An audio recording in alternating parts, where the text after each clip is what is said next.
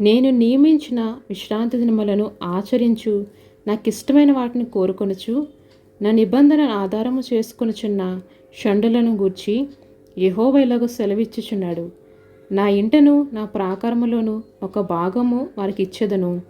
కొడుకులు కూతుళ్ళు అని అనిపించుట కంటే శ్రేష్టమైన పేరు వారికి పెట్టుచున్నాను. కొట్టివేయబడని నిత్యమైన పేరు వారికి పెట్టుచున్నాను.